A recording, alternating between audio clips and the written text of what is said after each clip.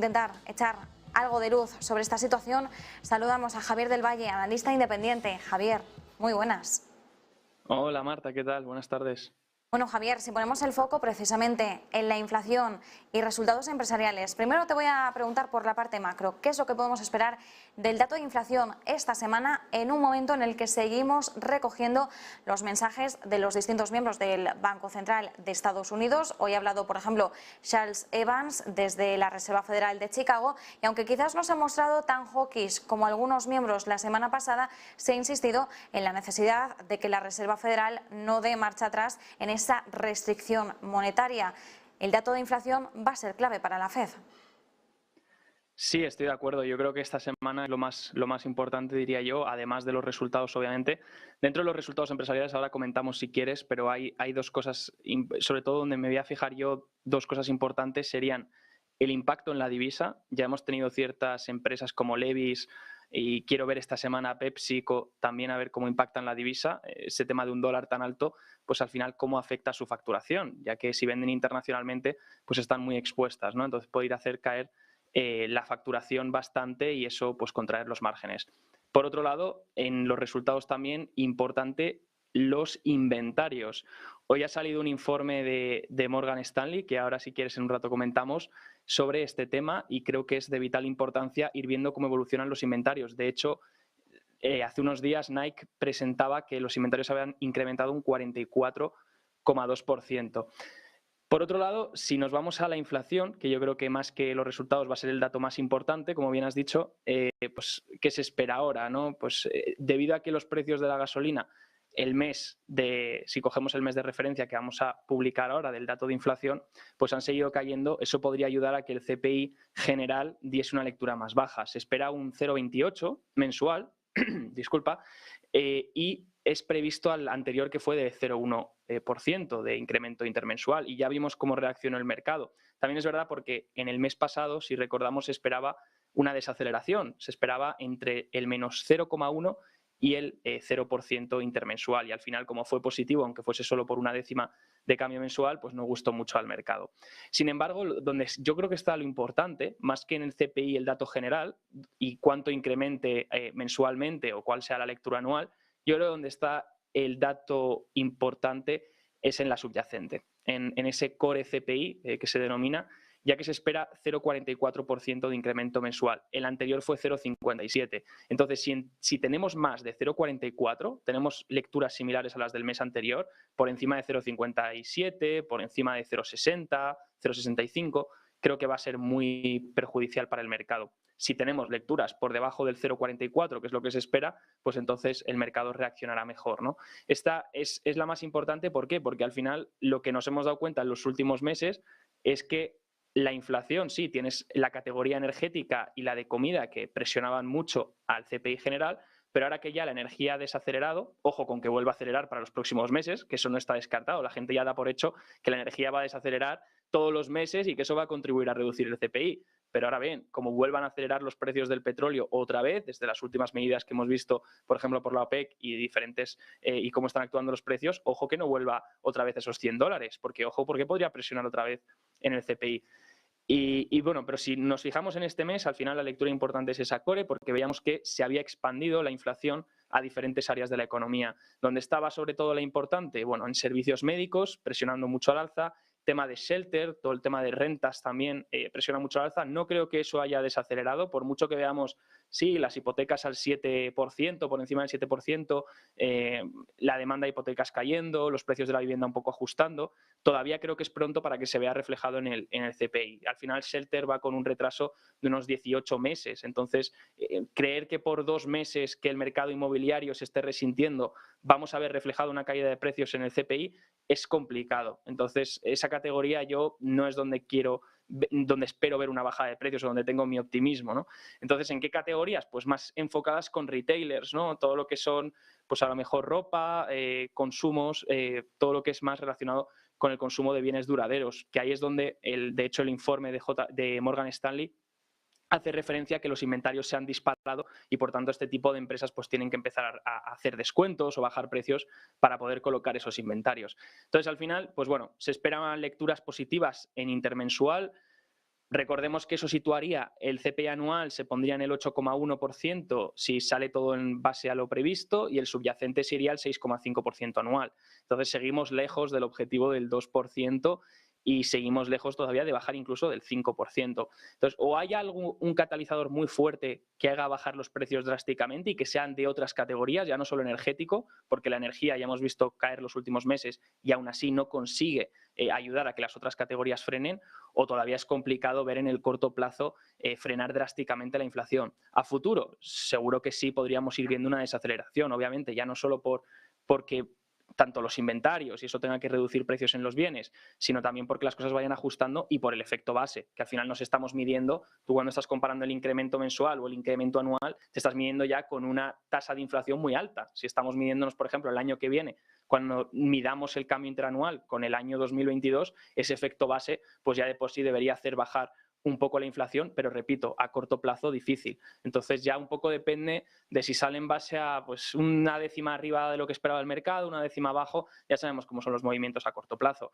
El mercado, obviamente, si tenemos una lectura mejor de lo esperado, el mercado volverá a comprar el pivot, volverá otra vez a ponerse alcista comprando el pivot, pero eso es un error. O sea, hay que esperar, todavía es pronto para hablar de pivots. Ya hemos visto que en verano el creer que la Fed iba a cambiar la política solo nos ha traído peores consecuencias, ha traído pues, que los activos de riesgo sigan cayendo, que los tipos reales sigan al alza y que la Fed siga todavía más restrictiva. Entonces la Fed necesita que la crean, necesita que este discurso que de repente todos los miembros están dando el mismo discurso o respetando el discurso principal de Powell, pues necesitamos que se mantenga, porque así las condiciones financieras no vuelven a aflojarse y todo sigue endureciéndose y así sí que puede empezar a afectar a la inflación, pero todavía obviamente es pronto, ¿no? Como hemos dicho.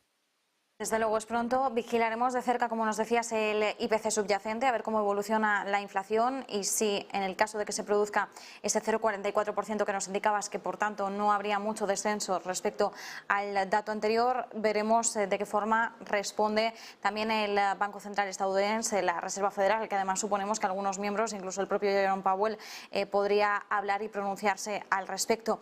Mientras tanto, estamos a la espera también de la temporada de resultados empresariales de los bancos y atención porque lo que hemos conocido es que los bancos de Wall Street, los 6 grandes bancos, podrían llegar a provisionar 4.000 millones de dólares para poder afrontar pues posibles impagos crediticios, una actuación que además nos hace recordar al peor momento de la pandemia, de la crisis sanitaria.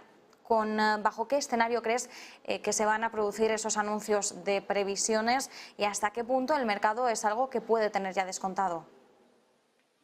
Bueno, yo creo que ya las peores situaciones se están poniendo sobre la mesa. Ya desde que pasó el tema de los CDS con Credit Suisse, pues ya el miedo está ahí. Entonces, bueno, vamos a esperar. Yo principalmente lo que voy a hacer es esperar a que se vean esos resultados, esperar ver esa debilidad o posible fortaleza, ¿no?, en los resultados y a partir de ahí tomar decisiones. Donde creo que sí está el problema principal es en lo que te digo, empresas más expuestas a bienes de consumo duradero, donde ahí estamos viendo los inventarios subir una barbaridad. De hecho, quería mostrarte esto. Fíjate que de las 1.000 compañías estadounidenses, si cogemos las top 1.000, la mediana de inventarios a ventas está disparada. O sea, se están acumulando esos inventarios y fíjate que ya está por encima, como vemos en el gráfico de la derecha, ya está por encima esos inventarios en bienes, sobre todo en no duraderos, en bienes duraderos, perdona, están por encima el crecimiento de los inventarios de lo que crecen las ventas de las acciones del SP500. Entonces, yo mi foco más que en los bancos, que sé que ahí está toda la atención mediática, porque sí, nos está un poco recordando al 2008 y bueno, el riesgo financiero que haya. Sí que es verdad que no veo los bancos igual de apalancados que estaban en la crisis financiera del 2007-2008, pero sí que es verdad que creo que los riesgos ahora son más enfocados a toda esa inyección de liquidez que se ha producido por todas las políticas monetarias que hemos tenido desde justamente esos años y que entonces ahora se van a ver repercutidas ya no solo en bancos, ya es que no es solo un sector, sino es que tocas todos los sectores de la economía, todos los activos de riesgo que se han visto expandiendo con estas políticas de tipos bajos y de expansión del balance, ¿no? Por lo tanto, más que eso, yo pondría foco en, por ejemplo, PepsiCo, me parece una empresa muy interesante a analizar en cuanto a impacto divisa. y luego pues otras empresas más de bienes de consumo duradero que iremos viendo durante las próximas semanas para ver, lo primero, cómo aumentan los inventarios y lo segundo, cuál es la estrategia de los managers para reducir esos inventarios. ¿Va a ser caer los precios? ¿Va a ser poner descuentos? Claro, todo eso va a tener un impacto tanto en la inflación como en los márgenes. Y ahí es donde está el ajuste que en mi opinión falta, ¿no? A lo mejor sí, la inflación pues puede frenar el año que viene o finales del año que viene. Sí, muy bien, pero ¿cuál es el precio a pagar? ¿Por qué frena la inflación? Porque ahora el mercado dice, las malas noticias son buenas noticias.